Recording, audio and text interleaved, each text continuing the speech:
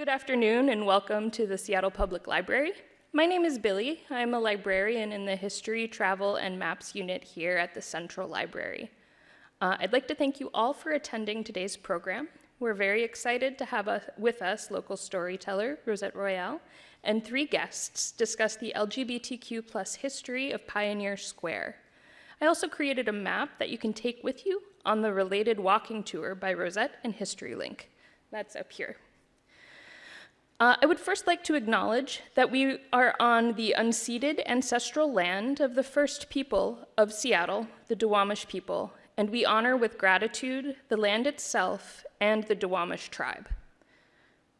I encourage all of us to learn more about the Duwamish people, past and present, by visiting duwamishtribe.org and realrentduwamish.org, and to read books by Indigenous Coast Salish authors and writers. Talk to any library staff for specific suggestions. I would also like to take a moment to offer my thanks to the generations of LGBTQ+ siblings that came before us. Some of you are here in this room with us right now, and many more we lost to violence and from the HIV/AIDS crisis, worsened by a willfully negligent public health response. We still feel the loss today and always, but we are also here because of bravery and love. Yours and their advocacy is why I can be up here today addressing you. We will still have more work to do, but the foundation that was built was strong, and the queer and trans employees at Seattle Public Library are engaging in the work daily. I have a couple of quick announcements before we begin. The Seattle channel is recording this event to air later on their public access channel. We also have live captioning available by using your personal device to scan a code or go to the URL, and those are both on the table as you come in. If you don't have a device and would like to access live captioning, we also have some you can borrow. Just let me know when I'm done introducing. We also have our virtual sign language interpreters with us here on screen today. And we encourage you to fill out the survey located at the entrance, grab some stickers, pins, and other goodies, and browse some of the books we brought related to the program. If you need to exit early for any reason, please use the black door to your right. This door is also the exit for the restrooms and is the emergency exit. I'd like to give special thanks to my colleague Emily for coordinating this event, and to our friends at historylink.org, the free online encyclopedia of Washington State history. In addition to providing articles, biographies, and timelines related to local history, HistoryLink partnered with experts to create walking tours of different neighborhoods in Seattle, including the LGBTQ+ Pioneer Square tour we'll be discussing today. Today we have with us Rosette Royale, pronouns he, she, and they, a writer and storyteller.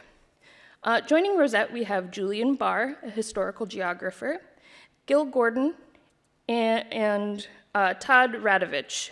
Oh, Tony, I'm so sorry. Tony Radovich. I skipped over some lines there. My apologies. Both of whom spent time in Pioneer Square.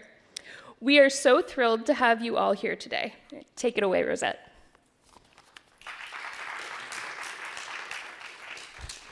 Thank you. It's lovely to see you all here today on this sort of drizzly, gray June day, right? We got sort of tricked, right? Earlier, like in April when it was like 80 degrees and everyone was like, summer! But not yet. But it's lovely to have you all here to warm up this space and have a good time with each other. So yes, my name is Rosette Royale. I'm a writer and storyteller here in Seattle. And I am so excited to be here. And we're here to tell stories about the LGBTQ+ history of Pioneer Square. So I thought I'd begin with my own story. So I moved to Seattle in 2003. And the first place I lived was Capitol Hill. Yeah. My address was 1728 and a half Summit Avenue. Yeah, I lived in a half, honey. I loved living in a half. That was great. So 1728 and a half Summit, and it was a rough block. I can't lie. It was a really rough block. But I lived in this great big old unheated Victorian house. There were squirrels living in the walls, but I paid $200 a month to stay in the attic. So, I handled it just fine. And the great thing about that location was that there were so many queer landmarks nearby. A block to the west, there was the Crescent Lounge for me. 2 blocks to the south, there was Steamworks Bath House. And then around the corner and at the end of the block, that was Beyond the Closet bookstore. Remember that, Beyond the Closet? I mean, gosh. So all those places were there. And, there I was, this queer, middle-aged person living in this place. And when people talked about Capitol Hill, they were like, oh, Capitol Hill, it's the heart of the LGBTQ Seattle. And, I was like, oh, yeah, it is. But then I began to hear stories about Seattle, and I started to realize that there's more than just one Seattle, that there are many Seattles, and they're kind of stacked on top of each other. And sometimes it's hard to see the Seattle that's underneath the Seattle that you're in right there. And so through that, I began to learn about the LGBTQ plus history of Pioneer Square. And it's just fascinated me, right? And it just sort of energized me. And so what I hope to do today is share some of that fascination and some of that energy with you. But before we begin, I want to say a few things. First, this isn't a complete story, all right? That's because many of the people who have experienced parts of this story are no longer here. And some of the people who are still here might not be in this space with us right now.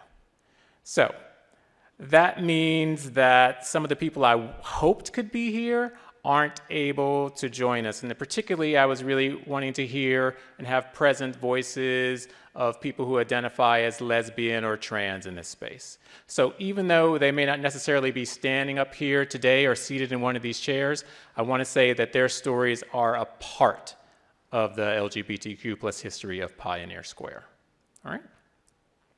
And even though, you see my name up there, luckily it has guests. I say luckily for me, because I don't know this whole story, right? But my guests know part of this story. They have lived experience of this story. And so this story is so big, it's not really about me, it's really about us. So I want this whole experience to be about us, and I just happen to be the person who's standing at the microphone telling you a little bit about it. Okay? So I came to this story through a job, really. Even though I had heard about the LGBTQ plus history of Pioneer Square, it was really when I was approached by historylink.org to write a walking tour of the history of Pioneer Square that I really began to learn more about the area and its history. So you can read this walking tour. I guess I should say, first of all, it's like a written text. So I wrote a written text first. And you can read this walking tour by visiting historylink.org and clicking on the tab that says Tours. Then that written tour served as the basis for a 3-part podcast about the area called Square One. And you can find that podcast on Spotify and Apple Podcasts. And if you want to see me like traipsing around Pioneer Square, right, in a really fabulous silver shirt, you can find a video podcast on the History Link Vimeo page. And so some of what you're going to hear today and some of what you'll see comes from that text and that video and some audio as well. So after learning so much about this neighborhood, I often call Pioneer Square Seattle's original Faberhood. And, it makes sense that this area was sort of the original of something because many things began in Pioneer Square. In 1852, it became the area's first long-term settlement of non-indigenous folks, which sadly displaced the Duwamish and Squamish from their ancestral homeland. The waterfront played home to the region's first steam-powered lumber mill, built by Henry Yesler, And in 1914, Smith Tower became the city's first skyscraper. So for many years, Pioneer Square was the center of novelty. But as the city grew, Pioneer Square kind of lost its luster, and people who were often marginalized kind of migrated to the area to find opportunity. And so today, some of those people who went there might have identified as LGBTQ+. And as early as the 1930s, they visited an after-hours club called the Casino. So the Casino was located in a basement at 2nd Avenue South and South Washington Street, and it began as a daytime card room and pool hall frequented by Filipino customers. In the evening, the card and pool tables were kind of pushed to the walls to transform the space into this after-hours club. And LGBTQ plus folks lined up at the doors with beer and brown paper bags. And so this underground space helped to anchor Pioneer Square as a center of LGBTQ plus community, a role that only grew as the neighborhood took on a new identity. At some point, the Casino allowed same-sex dancing. Now, when this happened isn't clear, but it changed from being a social club to a dance hall. And with that change, there was sort of a change in how people referred to it, sort of the name. And so in the 1950s, people started calling the Casino Madam Peabody's Dancing Academy for Young Ladies. Sometimes they called it Madam Peabody's School of Dance for Young Ladies. But basically, there was the Madam Peabody's, and sometimes people just cut to the chase and they called it the dance. So, here it is again. Same place, new name, new identity. So one thing that is great about a place called Madam Peabody's is that when people went there, they remembered it. And the people who went brought their own attitudes and ideas about gender and sexuality. So we can get a peek into some of these attitudes through oral history. And in the mid-1990s, a group called the Northwest Lesbian and Gay History Museum Project conducted oral histories of LGBTQ plus folks. These oral histories are held at the University of Washington, and they were captured with a cassette recorder. All right, remember those? So unfortunately, when I was doing research and trying to find out about these oral histories, they hadn't been digitized yet. So they provided me with transcripts, which is great. So I had a few of my friends read some of these transcripts. So first up, we have a transcript from Lauren Larga talking about their experience at Madam Peabody's. Now, one thing to know is that Lauren Larga is a pseudonym, which may indicate that Lauren wasn't comfortable sharing their name. It's talking about these sensitive issues. It's really unclear. But anyway, her words tell a great story. And Lauren Larga's words will be read by Greta Flowers. The first place I ever went was Mrs. Peabody's Dancing Club. Now that was an experience. That was the first time I had ever seen women cross-dressing. I didn't have real impressions of what to expect. I had read these slick romances where women were upper middle class. Suddenly, I'm pressed into this milieu. Lots of cross-dressing women, lots of violence, all kinds of stuff. And I thought, this isn't me. This is not what I'm in association with. I wasn't indignant or morally outraged. I was just surprised. And I stepped back a little bit. I received severe censure for the fact that I didn't want to be one thing or the other. Even before the feminist movement, I had this perception that I didn't like role-playing gender roles. I didn't want to take on a gender role, and that was a big no-no.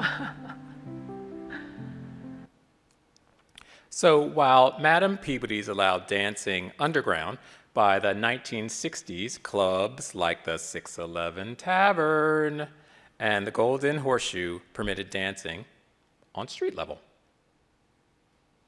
Now, the 611 opened in 1965, and it was one of the most popular bars in Pioneer Square. Before the bar moved in, the space was a rundown place. But co-owners John Chadwick and McIver Wells transformed it into a welcoming space with crystal chandeliers hanging from the ceiling. Red and gold drapes covered the windows, which stopped passerby from peeking in, which was a necessary calculation at the time. Mirrors lined the walls, and so a man standing in one place in the bar could see another man standing anywhere else in the bar. That's a nice little trick right there. So most of the patrons of the 611 were men, and they weren't allowed to dance. In order to change this, co-owner McIver Wells needed permission from the cops. He was denied, but McIver was relentless and persisted, and finally the cops agreed to allow same-sex dancing. But only if McIver bought another neighborhood bar as a place where the cops could play cards. So this sounds ridiculous and audacious, because it is. But the cops held the upper hand. For decades, owners of LGBTQ+ establishments, as well as those owned by people of color, often had to pay off cops. The cops said it was to protect the patrons, but in truth, it was straight up bribery. And McIver Wells wasn't happy about it. So in another recorded oral history, McIver Wells described how cops treated customers. McIver's words are read by Michael Magpie Luella.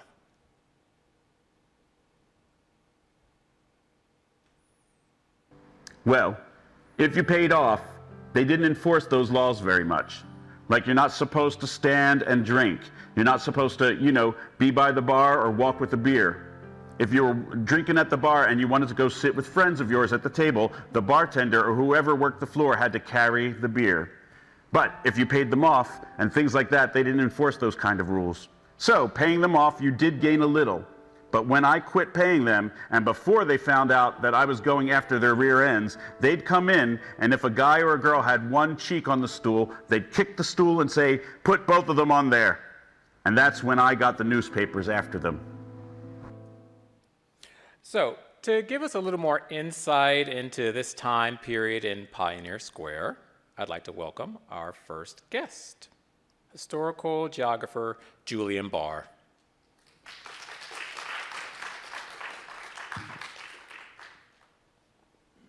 I'm going to sit next to you. Hi, Julian. How are you? Good. Hi, everyone. Good. Welcome, welcome. Would you like to introduce yourself? Tell us a little bit about yourself. Yeah, I am Julian Barr. Use he, him, his pronouns.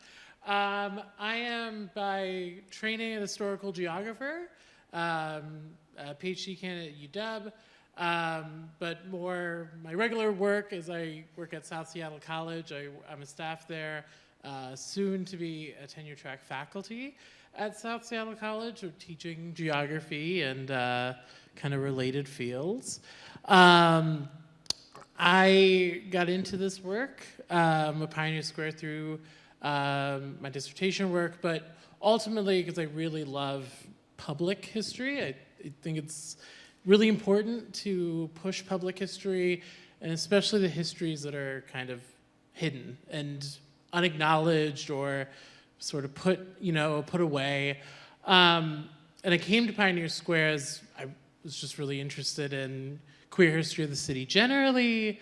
Capitol Hill has its reputation, but obviously there had to have been something before that. So I discovered Pioneer Square a similar way. Really came to, really figure out like its deep history, but also its unacknowledgement publicly. There's the National Park Service has a bit of a walking tour of Pioneer Square, the general history. There's placards all around the neighborhood. only one of them actually acknowledges that there was a gay bar in the square. Its focus is in queer history, but it only focuses on one, and it doesn't actually give you the context. Why was a gay bar here? It doesn't really go into it. So when I was doing my work, I discovered a walking tour that the Northwest Lesbian Gay History Museum Project had created with local geographers, Michael Brown, Larry Knopp, and Angie McCarroll. And that walking tour sort of had went away in the 2000s. Then there wasn't really much documentation around it. So I took that walking tour, and I gave it a little bit of a refresh in 2016. It just kind of lived in people's heads, right? There was nothing there. I created a digital map, but also I started giving the walking tour. And I really loved giving the walking tour around the square. People really enjoyed the actual walking and talking of it. I stopped with COVID. Hopefully we'll bring it back one day. But yeah, that's kind of my connection to the space. And I want to say that this walking tour that Julian's talking about and that he kind of refreshed was so instrumental in the work I did for History Link. So I want to thank you. And it was really reading this walking tour that made me think, ooh, I need to contact this Julian Barr right here and ask some questions, right? And so one of the things I would love to hear a little bit about is sort of the COPS and payoff schemes in that area. Yeah, I think, everyone, when I've done the actual walking tour around, what I think really gets people is I always get the question, what was the Stonewall? Where are the riots? Where are these stories? And I'm like, well, I don't have this for you. And that's because of a police payoff system. And you mean a local version of Stonewall here in Seattle? Everyone expects there's a local version. And I don't know why everyone wants the local one. But it's not always the case. That's not always the reality.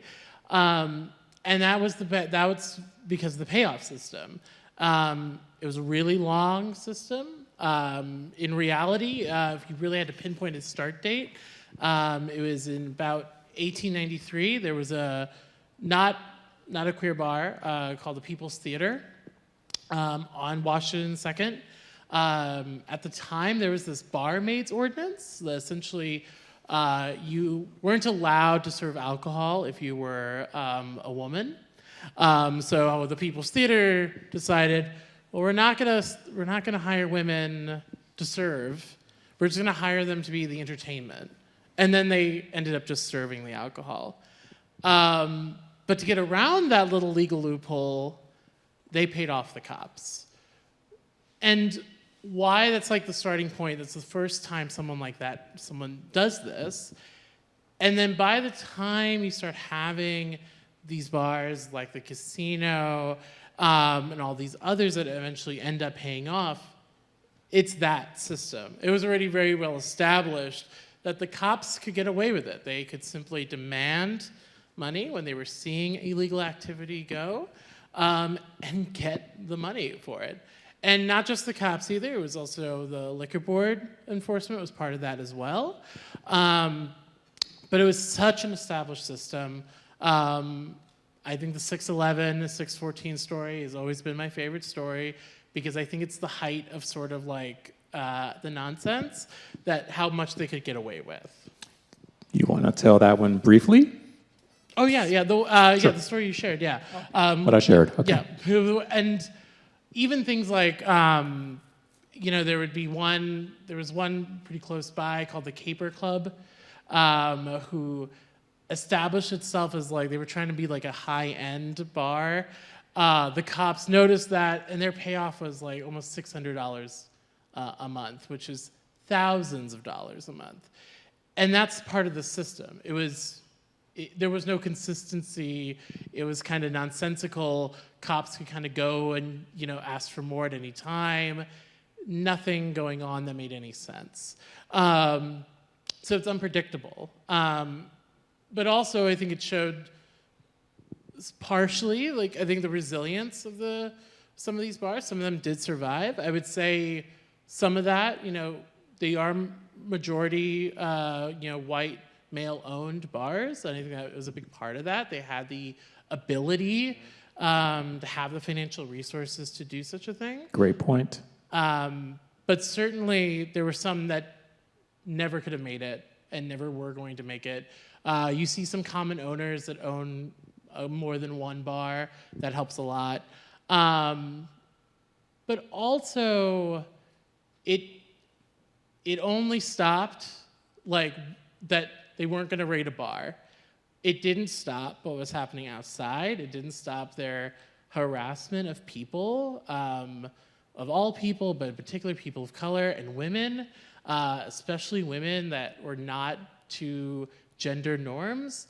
Cops were always around because of the payoff system. So they enjoyed harassing people right outside the bars or going to the bars or on the streets around them.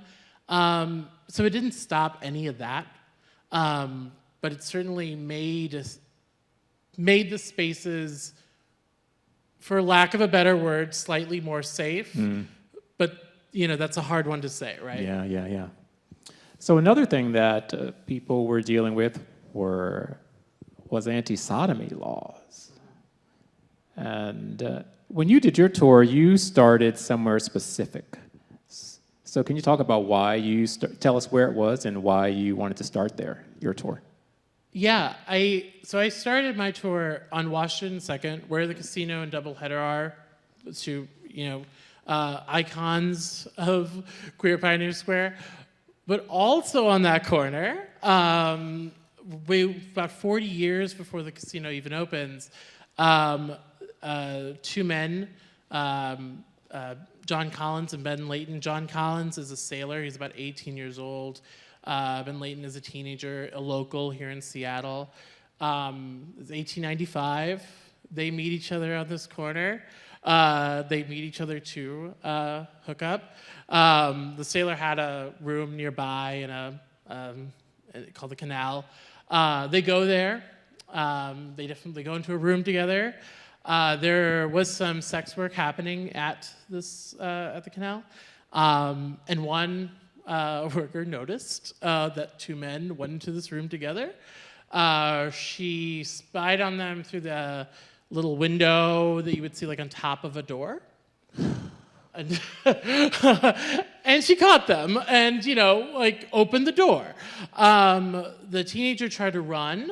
She and someone else actually grabbed him and called the police. All of this, of course, was under a brand new sodomy law that was in 1893. The cops arrested, but particularly focused on the sailor John because he was older. So they kind of portrayed him as like an aggressor. He claimed nothing happened. He was literally just sleeping the whole time. Obviously, it was a lie, but that was his story. Because of that dynamic of aggressor and sort of victim, the teenager, Ben, really freaked out after some questioning and actually skipped town. Once he skipped town, they really had no case. So the case was dropped. But I start there because it's the first arrest that we know of that we assume is correct. We don't have any evidence there was another one before this. But for me, as a historical geographer, I start there because while it's not the most positive story, it's like that. It's a moment of time where people are being othered. And that's what we really look for, is like, what's the moment that people are being told they are not supposed to be, they're not, quote unquote, normal, and then they start regulating that. This way, legally, at the exact same time, we also saw the medical community creating a diagnosis that homosexuality was a disease, it was a mental illness. That's the moment where that othering happens. And then eventually, why you need spaces like the casino and why you need Pioneer Square as a whole for the community. Because that's the legal reality people are living in. And that's when they're going to go after you, is when this is true. Fabulous. Now, Julian, we're going to call you back up in a bit. How about that? All right, but thank you for being here and thank you for sharing that. That was dynamite. Thank you for that context.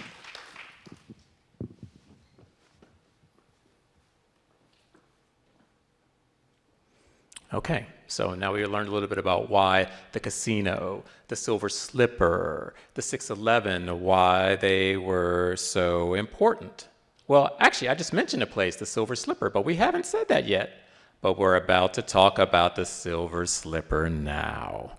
So the 611 was a place where mostly men went. But during that time, women gathered in lesbian bars, including the Silver Slipper. And so when women visited some lesbian bars in the post-World War II era, they sometimes carried a butch outfit and a purse. And so they would walk into a space with this butch outfit and a purse, and then they'd go in the restroom, and then they'd change into their butch wear and then come out all butched up. But at the Silver Slipper, lesbians could bring their whole selves, which sometimes led to some conflict inside the space. Because there, women who enjoyed living a butch femme lifestyle sometimes bumped up against women who practiced the lesbian feminism of the 60s and 70s, which partly sought to distance lesbian sexuality from masculine roles and patriarchal views. Now, one person who visited the Silver Slipper was Jan Denali. And in this audio clip of her oral history, Jan talks about music and gender. And Jan's words are read by Greta Flowers. The early 70s was an exciting time for lesbian women, lesbian progressive culture. There was so much going on. And I was way into music and started playing again. I'm a fiddler. So I was going a lot of old-timey stuff, but I also did some jazz and rock and roll. In the 70s, Lesby Friends was my string band. Now we're playing under the name Hot Flash. We played at the Silver Slipper. That was fun. We were glad it was there and everything, but it was really dark and dreary upstairs. What was happening then? You know, this was the mid-70s. Is the coming together of real old-style lesbianism and new-style lesbianism. That's how I experienced it there. The old style, pre-Stonewall kind of stuff. And certainly pre-second wave feminism, which was when I came in riding on that glorious wave. I don't know what they would say, because you see these movies where women from that period are talking and it's not all dark, dreary, but we came in having benefited from their lives and getting to be less oppressed than they were.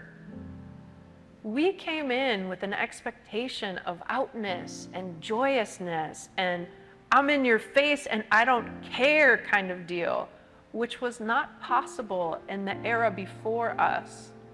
So the Silver Slipper was definitely the old style. I'm in your faceness.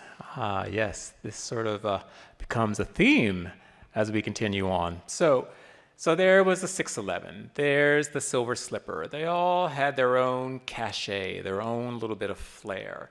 But little in the city could compare to Seattle's first disco. Shelley's Leg, hey, yes, right? Which opened in 1973. 1973, that is 50 years ago, the first disco opened in Seattle, all right? And sadly, though, this disco opened or grew out of a tragedy. So now I'm going to tell you the story. This story has a lot of parts. This story, every time I hear this story and I've read about the story, it doesn't seem real to me that this happened. But this is basically what I've been able to figure out and what people have told me. So In 1970, there was a French restaurant in Pioneer Square, and they decided to have a parade to celebrate Bastille Day, the National Day of France. So first, the restaurateurs held a dinner party on top of the sinking ship parking garage. Y'all know this place, right? Yeah, so imagine having a dinner party on top of a garage. Sounds really sweet, doesn't it? So they have this dinner party on the garage, and then they were going to have a parade. So it was a small parade, nothing too fancy, right? It had 2 cars and a pickup truck hauling a Dixieland band, which of course we all know is deeply connected to France, Dixieland bands. So to add a little like zhuzh to the parade, the restaurant owners asked a local person to include his antique fire truck. And so the fire truck owner said sure, but without speaking to the restaurant owners, he decided to add a cannon that shot confetti. So the parade sets off. You know, it's a parade, right? It's Bastille Day. It's a beautiful warm day. I think it was like 85 degrees or something that day. Warm, sunny day in Seattle. And so people are downtown and they see this parade and people get excited. And so like a crowd forms. And in this crowd was a 22-year-old named Shelly Bowman. And Shelly had moved here from Florida. And so people loved this parade, but what people really loved was this cannon. And, you know, people, whenever the parade would stop, sometimes the people would climb up on top of the cannon, right? And they invited Shelly to climb up, and Shelly climbed up on top of the cannon as well, but didn't feel so comfortable, so got back down on the safe ground, where she thought she would be the best place for her to be. So the parade continues winding through the streets. More and more people, more celebration. People are drinking. Hey, it's Bastille Day. People decide to light fireworks because, hey, it's Bastille Day. And at some point, people climbing on top of this cannon, no one actually knows what happens, but this cannon had this confetti inside of it. And somehow the confetti got wadded into a ball. And somehow this cannon, which was pointed up at the sky, started to go down and point toward the ground and the crowd. So people start to notice this. There's a little sense of panic about it. People are trying to keep everyone calm, but somehow the cannon ignited. And this wad of confetti, which was supposed to come out as little pieces of paper, was basically like a paper cannonball. It shot out and it hit Shelly Bowman in the abdomen. She was knocked down onto Occidental Street. So she lay there sprawled. She was in grave condition.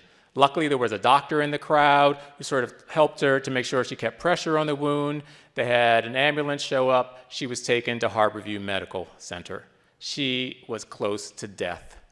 The only way they could save her life was to operate, and they amputated one of Shelly's legs.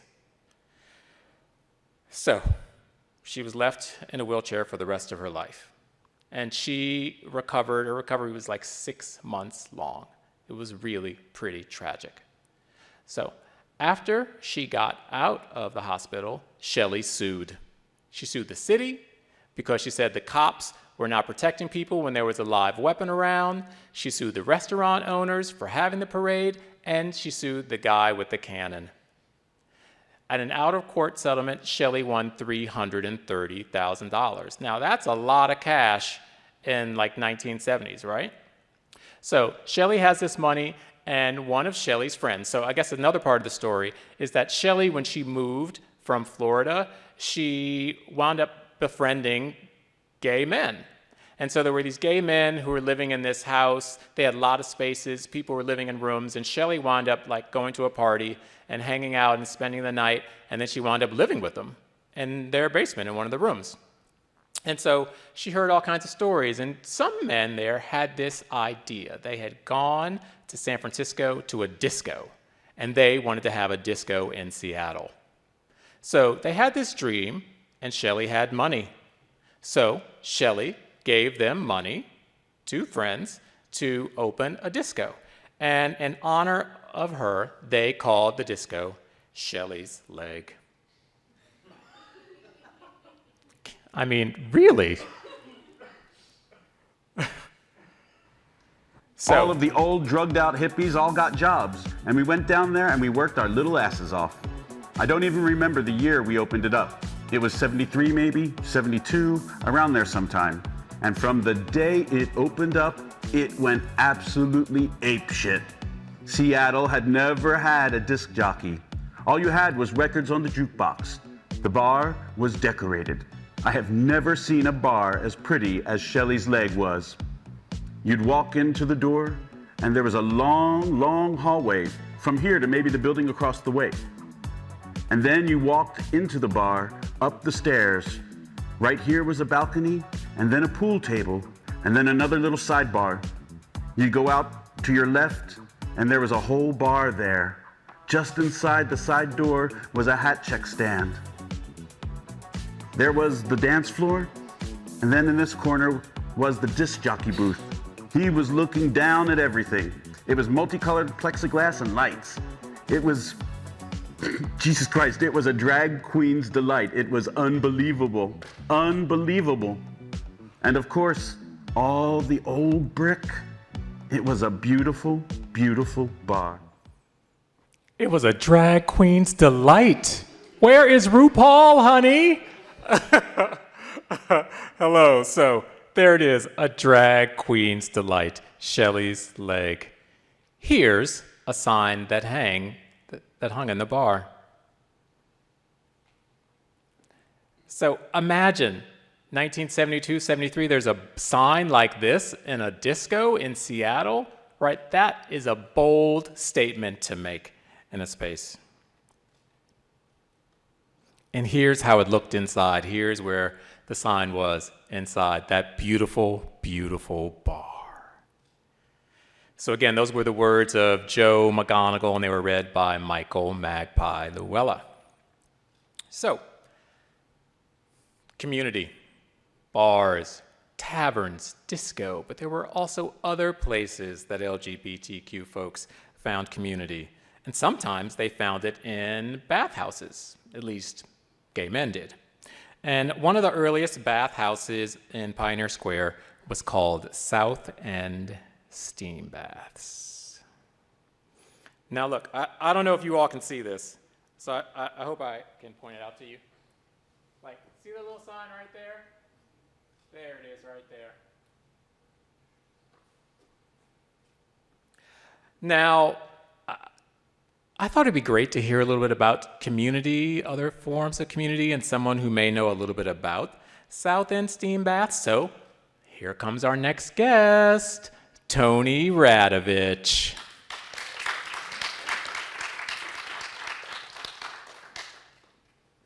You can sit right here, dear, right there. Is this on? It's on, baby. You're live. It's hot, as they say in the industry. The mic is hot. Hot. Yes. So, hi, Tony. How are you? Hi, Rosette. Thank you for having me today. Hello, everybody. Would you like to introduce yourself? Say something about yourself?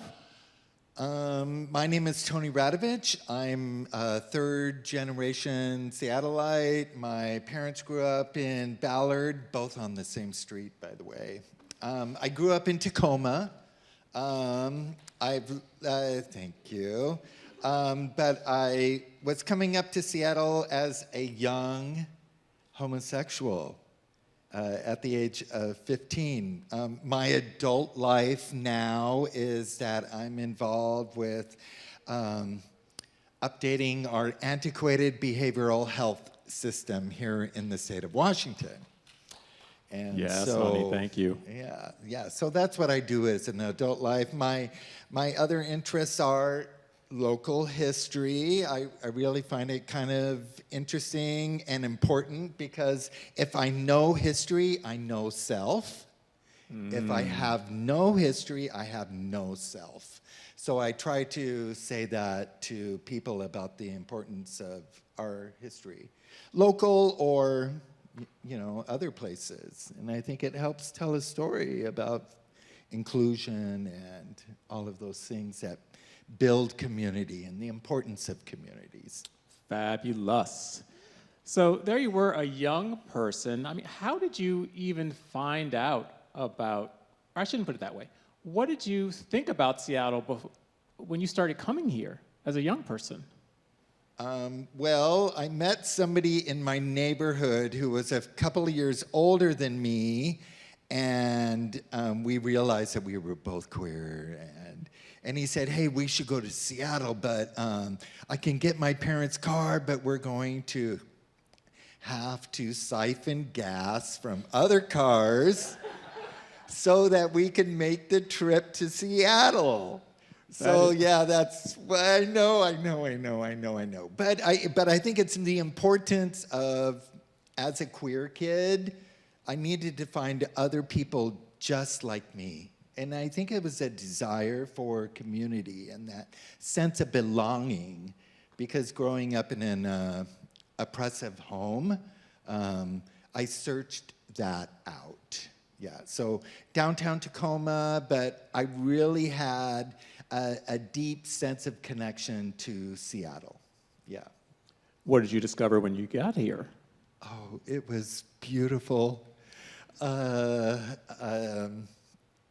You know, I talk about how that time in my life, 1975 to 79, and as I got older, because few things brought me comfort in that time. A yellow transistor radio, Paul Lind, Joanne Worley, Yes. Donna Summer, and the streets of Seattle.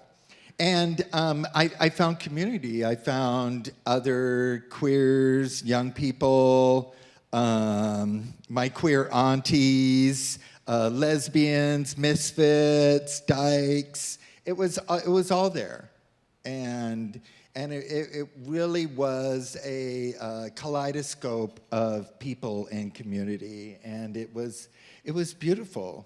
It really was beautiful. Now, we've spoken about this before, and one place you mentioned was somewhere called Penny's Corner. Yes. Can you tell us about Penny's Corner? Yes. Penny's Corner was on the corner of 2nd and Pike. And, oh, you have a picture of it there. Oh, that's great. Well, that's where Target is now. But on 2nd Avenue, where Penny's Corner was going south, where all the male hustlers hung out. And it was wonderful. It was beautiful. I think I really want to emphasize the importance of how community unfolded for me during that time.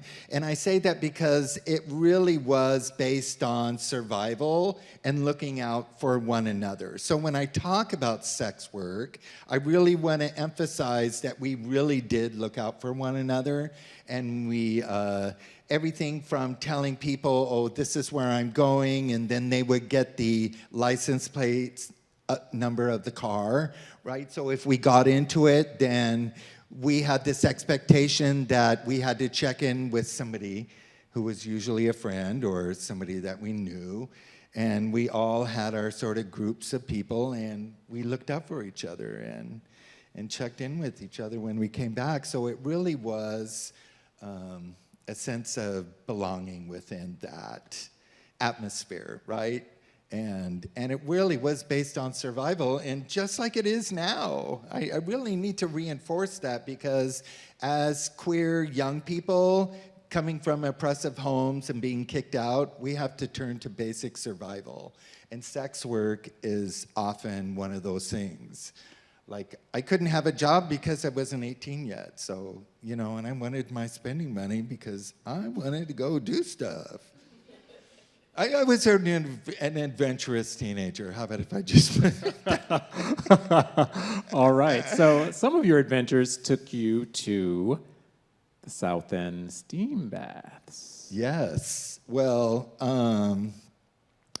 South End steam baths was a respite or a refuge for us.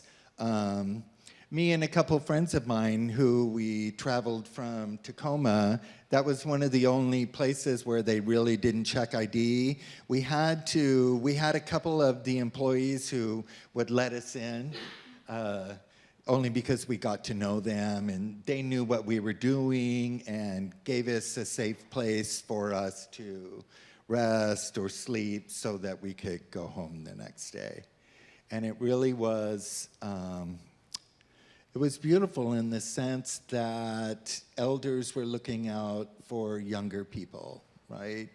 And it was the importance of how that sense of community and looking out for one another was a really important part of coming into that full sense of self. One thing I found was a floor plan from the South End steam baths. So I don't know if can you see it? Is it all right for you to turn around right there?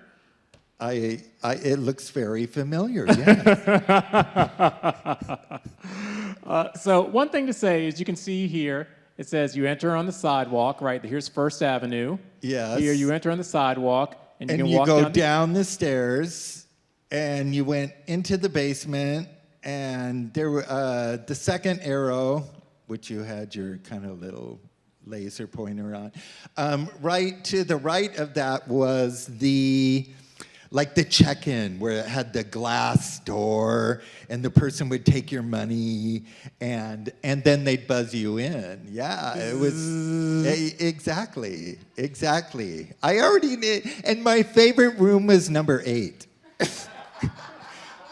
Like I would always hope that somebody wasn't in 8 because it was close to the pool, it was over by the showers, and it really was like away from everything else where it was kind of quiet. Right? But yeah, it was great. The pool was kind of gross.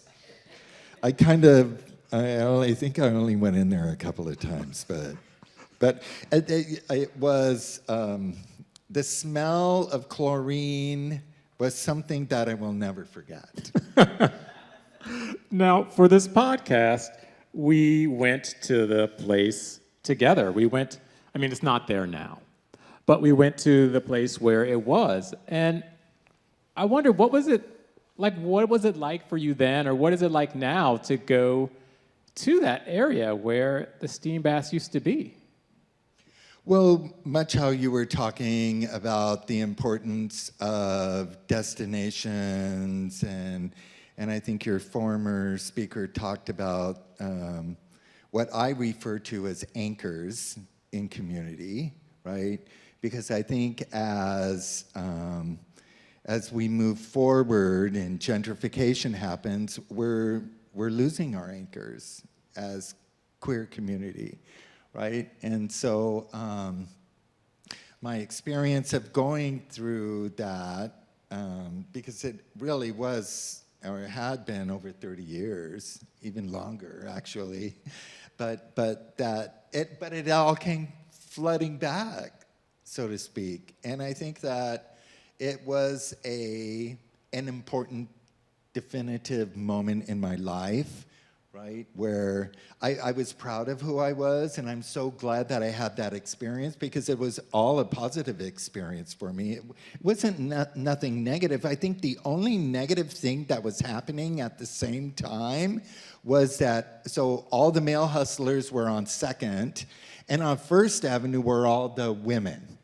And that was the time where the Green River Killer was happening. So there was all this uncertainty and happening at the same time. And so we were all talking to each other, the men, the boys, and the women and the girls. Like we were really talking about like being careful and, you know, all of those pipelines or conduits of information.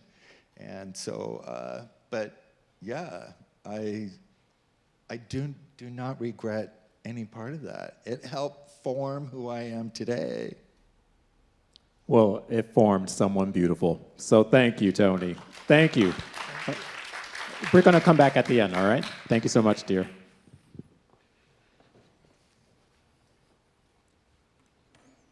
So, community and the bathhouse.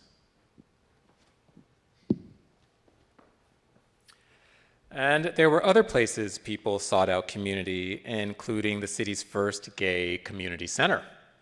Now, the Gay Community Center wasn't actually very far from South End Steam Baths, and it opened in 1971 in the basement on Cherry Street. And it was started by 3 local activists, Paul Barwick, Robert Perry, and Fagala Ben Miriam.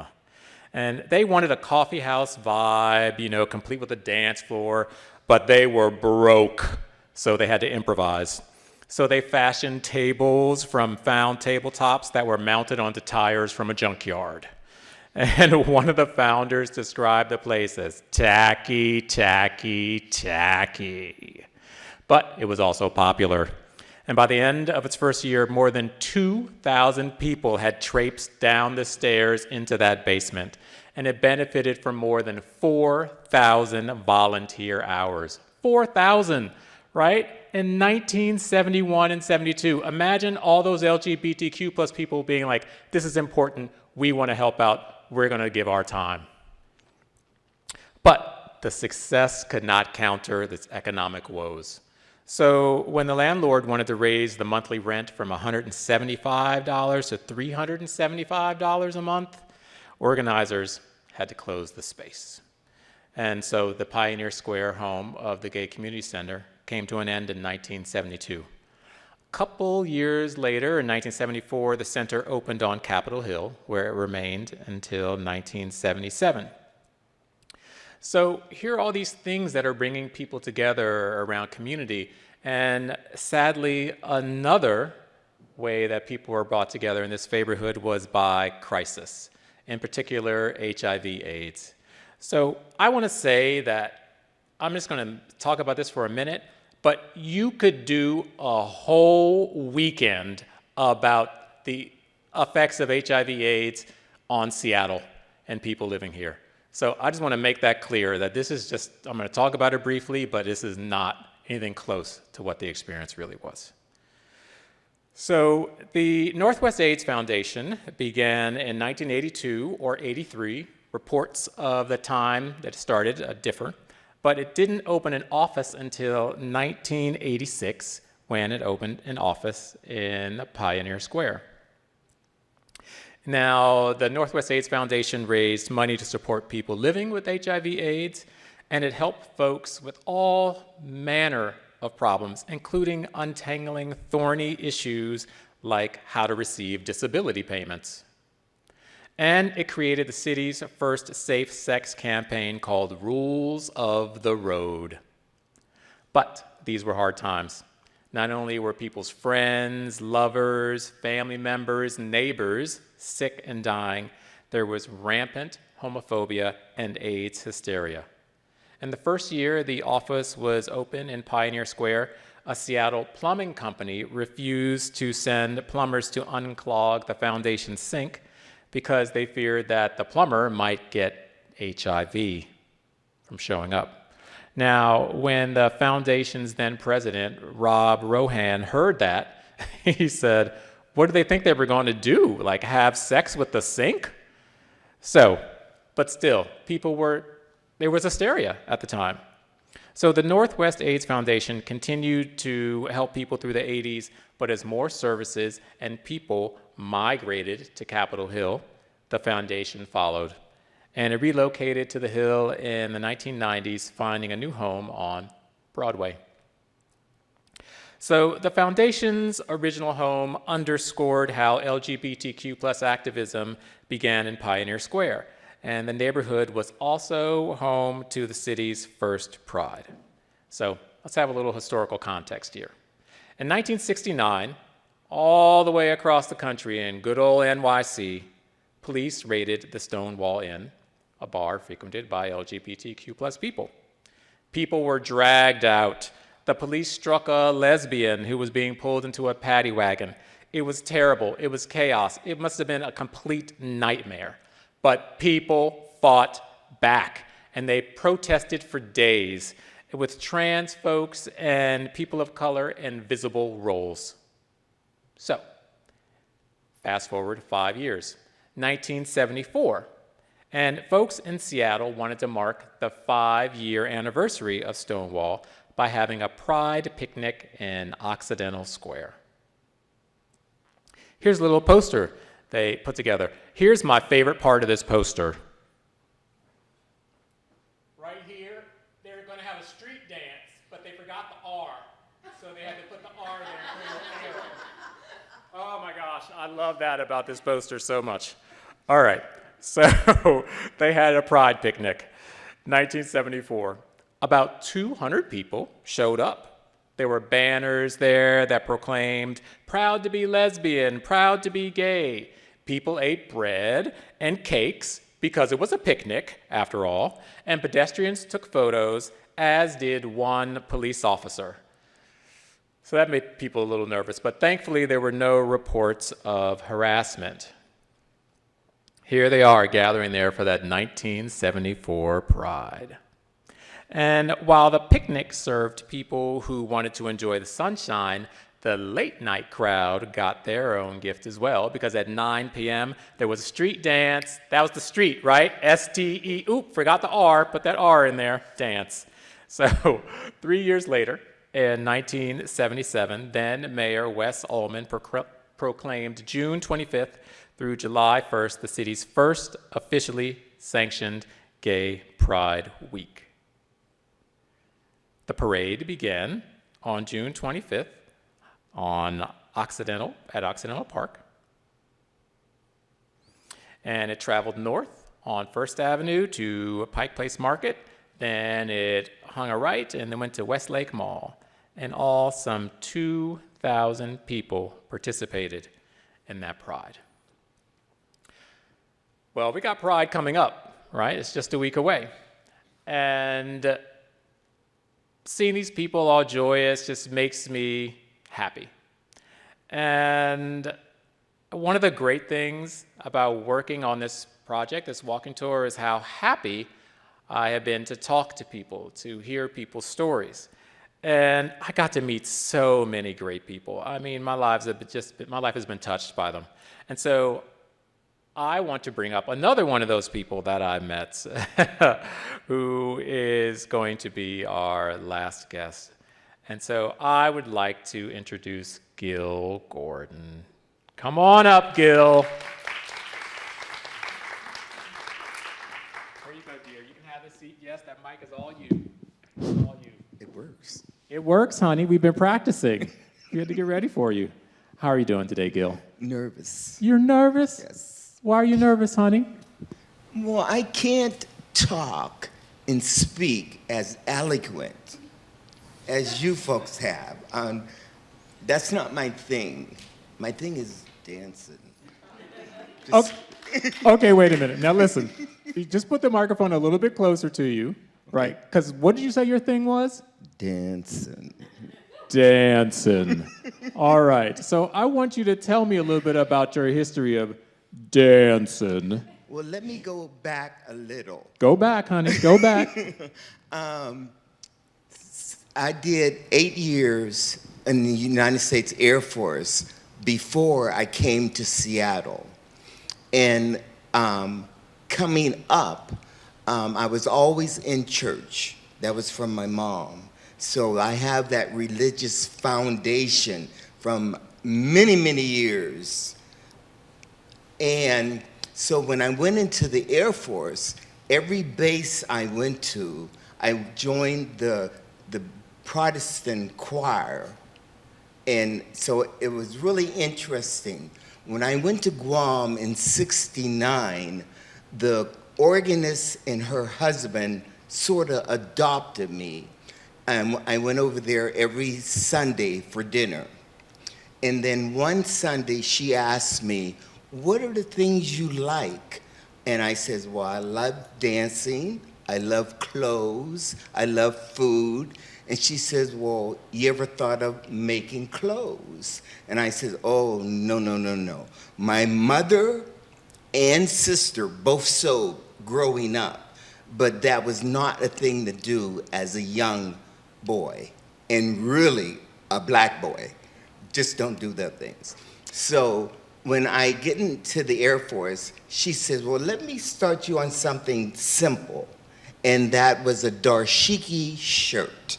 like an African type shirt. Anyway, I fell in love with sewing. It was just awesome for me.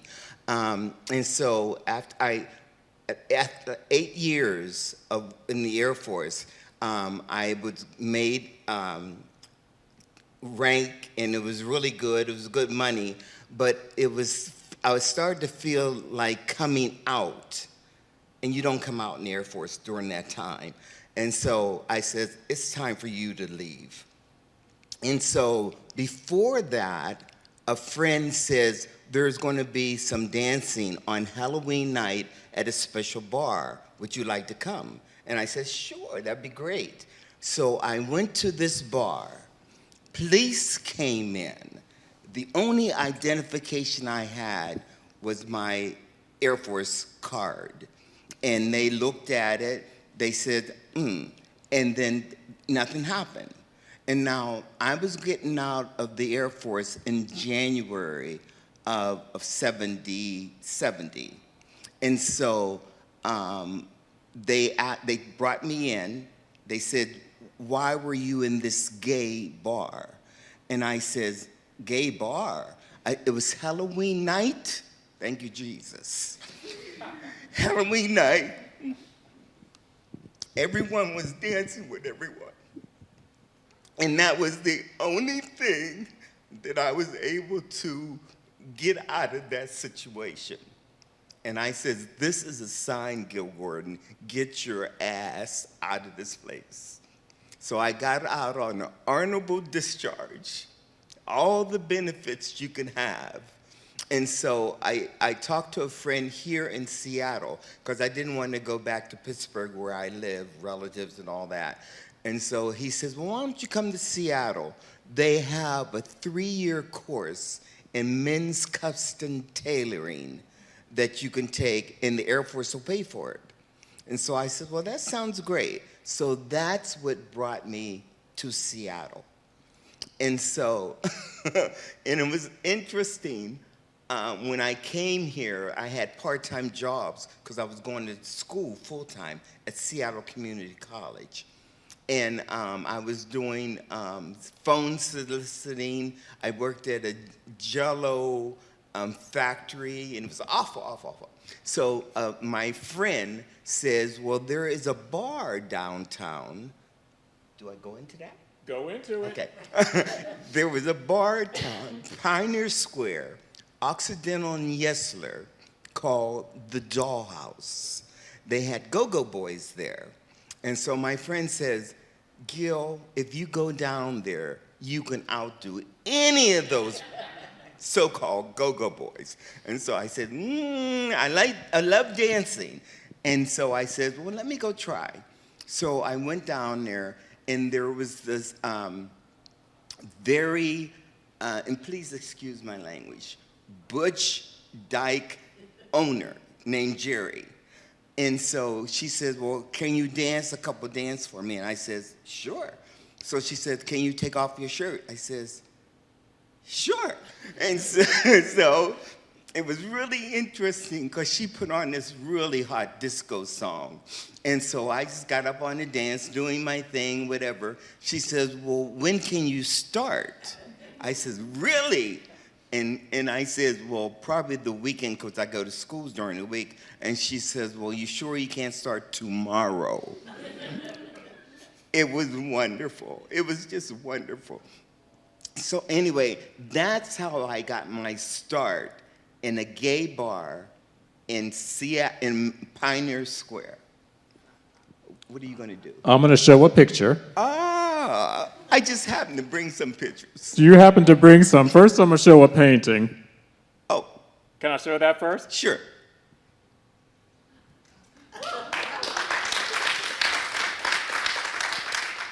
And I've been Let to... me tell you a little bit. When I was dancing, I made that outfit. The little as it was. When I was dancing, people will come and hit on you or whatever. Anyway, this gal came up to me, and she says, I'm going to University of Washington in art, and I'm going to do a painting, and then I'm going to turn in slides for the course. And she says, I'm going to let you have the oil painting, and I'll take the slides. And so she came over and took about 20 pictures of me. Back then it was just, the little camera. And she says, I'm going to let you have the oil painting. And she brought this, and I nearly died. It's like 14 feet. It's pretty big, Gil. It's huge. It's huge. It's a huge painting. I couldn't believe it, And she said, it's yours free. And then I have, will you want the others? Yes, I'm going to go get them. Okay. Okay. Be right back.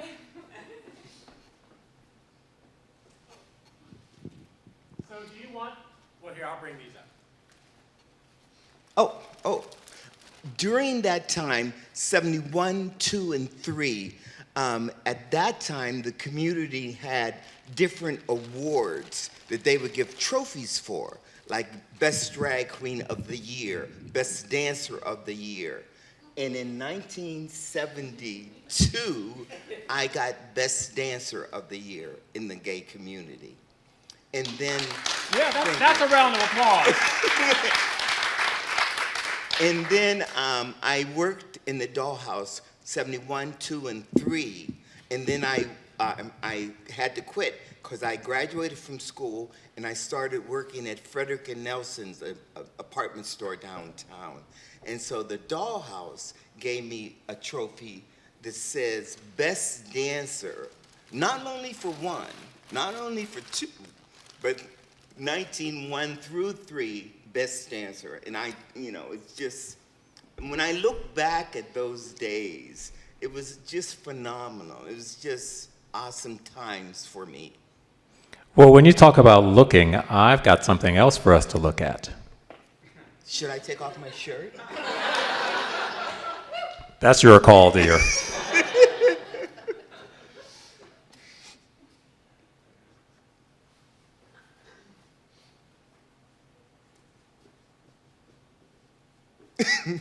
Okay, Gil has these photos. I'm gonna kind of walk them around so folks can see them. Do you want to tell us about these pictures? A friend, while I was dancing, said I should have some type of record of the situation. And so he took these pictures of me as I was dancing. Now, there's also someone in the center picture. Now, I thought you might not notice that. Back then, we used to have things or people called lovers. Well, that was my first lover here in Seattle. What was his name? Bill Dubé. Anything you want to tell us about Bill? No. That's your right, David. That's totally your right. So, I was talking about meeting people, and I wound up meeting Gil because I was talking to someone about the earliest Pride events in Occidental Park, and the person said, "Oh, do you know Gil Gordon?" And I was like, "I don't know Gil Gordon." And they were like, "You should contact Gil Gordon." So I got in touch with Gil Gordon, and I went over there with the filmmaker, and I think the filmmaker was a little bit like, "Oh my gosh, what have we just walked into?" Right? Because you just opened your home to us, and we were there for about an hour plus, and we were just talking and having a great time. And but also when we walked in, Gil had the whole place set up. He had the awards out, he had the painting out, he had these photos out. Gil was ready to share. I must say, Yeah. I didn't do that just for you. Oh, you 24/7. That's Stand corrected. I stand corrected. Thank you, dear. Thank you. So it was really fantastic, and I wanted to make sure that, I haven't met many award-winning go-go dancers, so, when I have an opportunity to let that person be seen in the world, I want to make sure that happens. All right, so... One other thing. Please. I don't know how I miss not talking about this, but Oh, here you go. I helped start the first gay church here in Seattle in 1971. And I've been there for 50 years. I'm the only one they have that's been there since day one. It's called Metropolitan Community Church.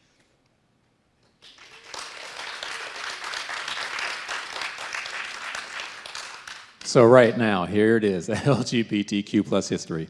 So we've got a few moments, so I'd like to welcome Julian back and Tony back and see if folks here have any questions in the audience, and we can spend a few minutes just having a little chit chat.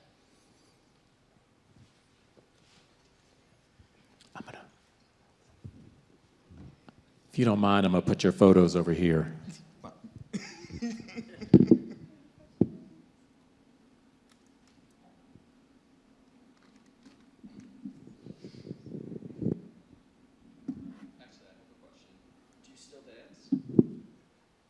No. I mean, for fun, even at home? Well, Hold up the microphone. Every now and then, well, what was it? It used to be a bar down here in Pioneer Square that I used to go on Sunday nights. The Cuff. They used to, and I used to go there. But as I gotten older, I just sort of stay home mostly. I could. You have a record machine or something? Oh, can I talk to you later? Sorry. There's no need to apologize. All right, anyone else? I mean, I have lots of questions, of course, but I don't know if anyone else has a question you'd like to ask. Sure, so the question was, there's so many references to different parts of the history, and was wondering if you could speak a little bit more about the trans history of Pioneer Square. I don't know if you might be able to say something first, if you want to say something, or if something you could add. I have a comment to make after. Yeah, I think it's complicated when you look at like the history and what's left over. I use the same oral histories for my work, and when those were collected, it was like really early 2000s. There was quite a few that identified as trans when they did the oral history in 2000s, but they didn't necessarily at the time they were visiting the bars. And I think that's a really important thing to think about, is that for a lot of folks, they didn't, they just didn't have the language, or they were still figuring themselves out. And so like I do a lot of focus on lesbian and queer women, and a lot of that too is about, for them, was about gender and about, wanting to be more feminine or more butch. In particular, it's those, butch women that eventually sometimes came out as trans men later on in life, but that realization came much later in life for so many of them in their oral histories. And that's a pretty common thing you find. So I always tell people that 100% some of these folks are trans people, like for sure. The language though wasn't there at the time as much. It was even, it was exceptionally hard to come out, and the resources were pretty limited until a little bit later on, and a lot of that was also centered around, you found some of that work around, gender affirming care in Capitol Hill and in the U District as well later on. But so yeah, I always acknowledge it, but it's hard because you're just not seeing the identity there. But I think the good assumption can be made. Trans folks were absolutely there and were in the spaces and made their own spaces as well.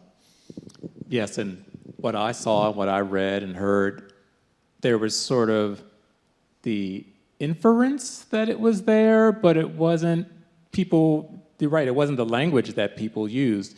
Like, for example, when learning about Shelley's Leg, Shelley's Leg was a very popular disco, so it was packed, all kinds of people went, and famous people showed up. And one famous person who showed up was Sylvester, the singer, right? So there I was like thinking, oh, Sylvester. Now, when I was a kid and I first saw Sylvester, I saw this person who was identified as, or was spoken of as being a man, who would have on like these sequin tube tops, right? These flowing capes and these fabulous little like hats on and everything. Like Sylvester worked. And though when I was trying to figure out how to write about Sylvester at Shelley's Leg, I was like, Sylvester is, well, I don't know what Sylvester is. I don't know how Sylvester identifies. And I'm sure at the time, Sylvester probably wouldn't have used a word like trans, because we didn't use terminology like that at the time. I never heard a word like that when I was a kid.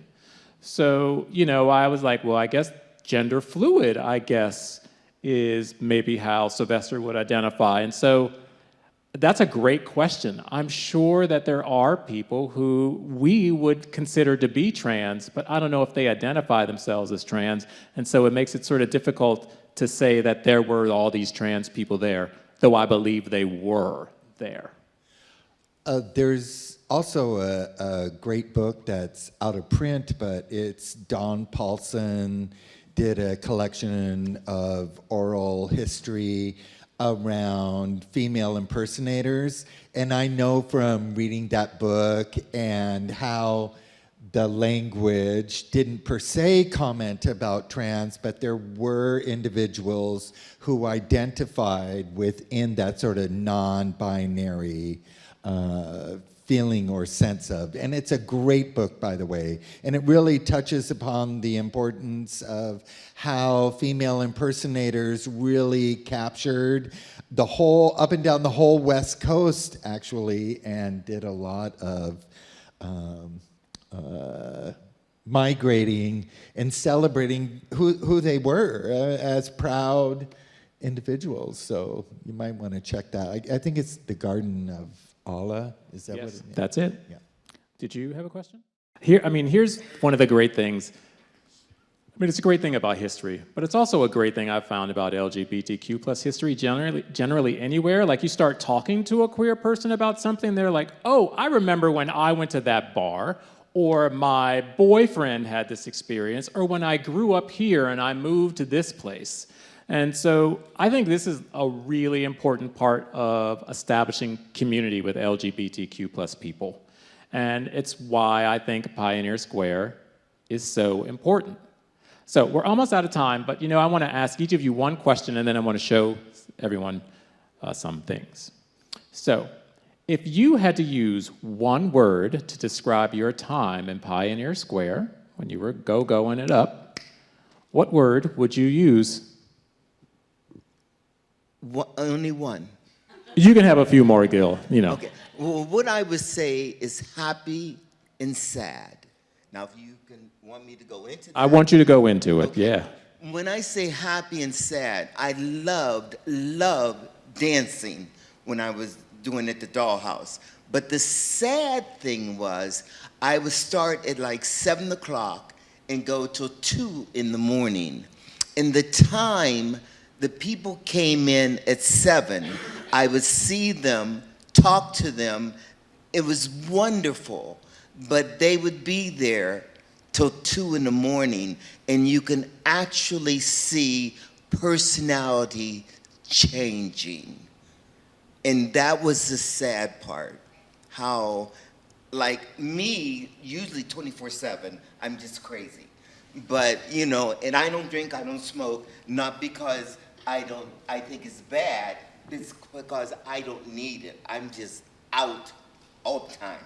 So anyway, but it was sad to see people go through the changes that they went through.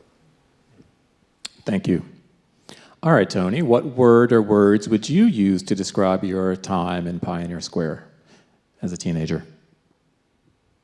Well, I think from so much around what this afternoon has captured for me is the resilience within community and what we need to do to take care of one another as a response associated with some of the things that societal or the systems in which oppress individuals or segments of community, which referred to as the othering. I think that we have our own way in regards to creating those spaces, and I think for me that's something to celebrate, because I think it is a part of who I am.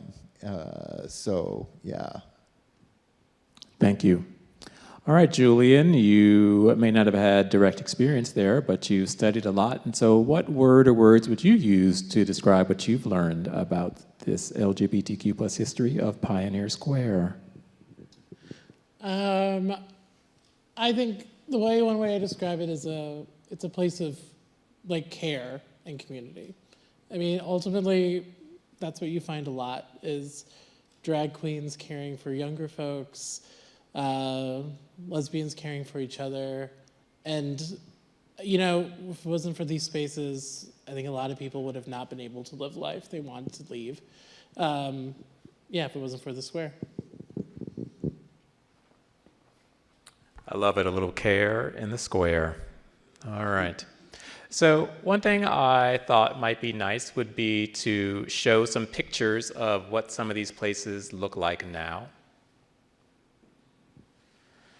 So, is it all right for you to turn around? You can just see up there.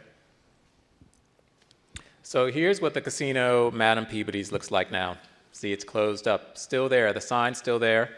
It's locked up, got a gate. I tried to peer over that gate. You can see the little chain right there on the railing leading down and 2 fly strips hanging outside the door. The 611 Tavern. There's not even a 611 address on 2nd Avenue anymore. So I took a number of pictures, and I know that this space with the black awning is 607, and 2 doors down is 615. So the 611 was somewhere in there. The Silver Slipper. Silver Slipper is now gone. It's a tattoo shop, tattoo place on Jackson. When I went there to figure out if it was a Silver Slipper, I asked people who worked there, and they were like, I don't know. No one knew. And finally, one person said, oh, I think there was some sort of lesbian bar here. But Seattle has this history of undergrounds and levels and movement, so I don't think that I think this is the first level, and the second level is no longer there. Brilliant. All right, here's today's Shelley's Leg. It's down, one of the jokes about Shelley's Leg was it was at the foot of South Main Street. The South End Steam Baths. Here it's right behind it, you see the stairs going down in the middle. Right behind it is a rug store selling rugs for lease. The Gay Community Center is now a place for underground tours beneath the streets. By the way, someone who works at the Beneath the Streets now helps lead LGBTQ plus tours of Pioneer Square. And here was the inside here. It was also the Skid Row Theater, and they had done a performance of Annie, Get Your Gun. The Dollhouse, that's where the Dollhouse was, Gil. Right around there, Yesler and Occidental. Thank you so much and have a lovely day.